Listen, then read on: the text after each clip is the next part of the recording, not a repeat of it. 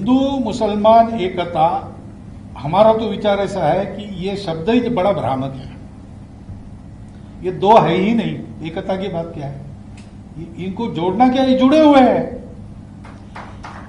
ये जुड़े हुए हैं। और ये जब मानने लगते हैं कि हम जुड़े हुए नहीं हैं, तब दोनों संकट में पड़ जाते हैं। बात यही हुई है। हम लोग अलग नहीं है क्योंकि हमारे देश में ये परंपरा नहीं है कि आपकी पूजा अलग है इसलिए आप अलग हैं। आपने कहा ना, आप निराकार की श्रद्धा रखते हैं, हम निराकार के साथ आकार की भी श्रद्धा रखते हैं। हम समान पूर्वजों के वंशज हैं। अब ये विज्ञान से भी सिद्ध हो चुका है।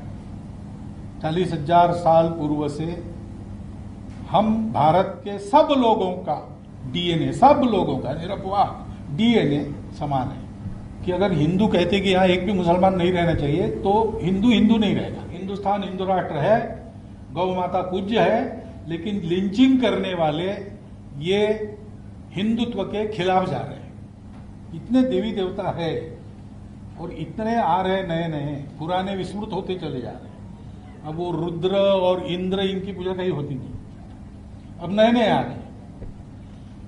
ठीक है, जाकी रहे भावना जैसी, प्रभु मूर्त तीन देवी देखी तैसी। इसमें झगड़ा करने की बात कौन सी है भाई? हम लोग एक है और हमारी एकता का आधार है, पहली बात है हमारी मातृभूमि। कुछ लोग हैं जो ये आर्गुमेंट देते हैं कि हमारी सत्ता थी और जो हमारी प्रजा थी आज हम फिर से राज्य करें। ये गलत बात है। अब डेमोक्रेसी है, कोई हिंदू वर्चस्व की बात नहीं कर सकता, कोई मुस्लिम वर्चस्व की बात नहीं कर सकता। भारत वर्चस्व की बात सबको करनी चाहिए। हम जब कहते हैं हिंदुस्तान हिंदू राष्ट्र, उसका मतलब यही होता है, क्योंकि हिंदू की हमारी व्याख्या तिलक लगाने वाला, स्नान करने वाला, यह पूजा करने वाला ऐसी नहीं है। जो भारत को अपनी मातृभूमि मानता है, जो भारत के पूर्वजों का विरासतदार है, संस्कृति का विरासतदार है, वो हिंदू है हमारी लिए। ये कोई इमेज मेक ओवर का एक्सरसाइज नहीं है। पहली बात, संघ क्या है 90 वर्षों से पता है लोगों को, वही संघ है। और संघ को इमेज की कभी परवाह रही नहीं, क्योंकि हमको बाकी कुछ करना नहीं है, सबको जोड़ना है, अच्छा काम करना है, तो रूप बदल के जाने की जरूरत हमको नहीं पड़ती। ये अगले चुनावों के लिए मुसलमानों के वोट पाने का भी प्रयास नहीं है, क्योंकि हम उस राजनीति में नहीं पड़ते। वोट की राजनीति, पार्टी पॉलिटिक्स, इसमें हम लोग नहीं पड़ते। हाँ, हमारे कुछ विचार है राष्ट्र में क्या होना चाहिए नहीं होना चाहिए उसके बारे में, और अब एक ताकत बनी है तो वो ठीक हो जाए, इतनी ताकत हम जहां लगानी है चुनाव में भी लगाते हैं कि बात जरूर है। नहीं, उन्होंने ना सिर्फ वो कहा बल्कि ये भी कहा कि जो लोग लिंचिंग कर रहे हैं वो क्या हिंदू नहीं है, कहा क्या कहा उन्होंने, सब कुछ कहा उन्होंने। और ये भी कहा कि किसी को मुसलमानों को निकालने का इख्तियार नहीं है। हम ये उनसे पूछना चाह रहे हैं कि क्या मोहन भगवत जी इस बात को मान चुके हैं कि मेजॉरिटी कम्युनिटी में आरएसएस और हिंदुत्व की आइडियोलॉजी की वजह से रेडिकलाइजेशन हो चुका है, क्योंकि वो लिंचिंग के बारे में कह रहे हैं।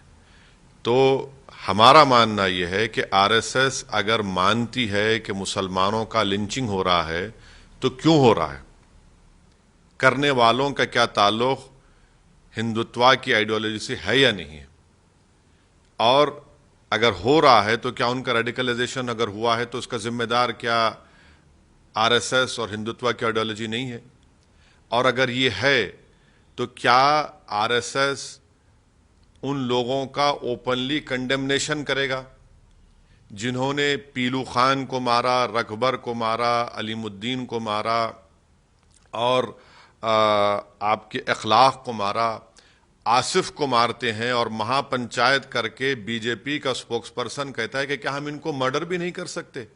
तो क्या इन तमाम लोगों को मोहन भगवत, जनाब मोहन भगवत, आरएसएस इनको डिसोन करेगी? और क्या वो सरकार पर दबाव डालेगी कि लिंचिंग के खिलाफ एक कानून बनाया जाए? और क्या ये बात सच नहीं है कि कल ही दिल्ली से नोएडा में काजी महमद को क्यों मारा गया? ये सब हो रहा है तो इसका मतलब यह है कि आरएसएस अगर लिंचिंग को मानती है तो लिंचिंग का जिम्मेदार कौन है?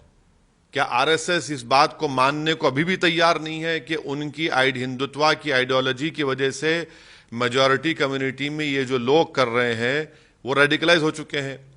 मैं इन तमाम चीजों को मोहन भगवत की सिर्फ लिप सर्विस मानता हूं, इसलिए कि वेस्टर्न कंट्रीज में, खास तौर से यूएसए में, और यूएसए में जो ह्यूमन राइट्स का जो स्टेट डिपार्टमेंट की रिपोर्ट है, कंट्रीज ऑफ कंसर्न में हमारे देश का नाम आ चुका है, तो ये सब उनके लिए किया जा रहा है। अगर वो वाकई में रियलिस्ट हैं, वो वाकई में इसको बीमारी समझते हैं लिंचिंग को, वो वाकई में ये समझते हैं कि मेजॉरिटी कम्युनिटी में एक सेक्शन रेडिकलाइज हो चुका है, तो फिर उनको डिसओन करना पड़ेगा। एक्स मिनिस्टर इखलाक के मारने वालों की लाश पर तिरंगा लहराते हैं, तिरंगा बिछाते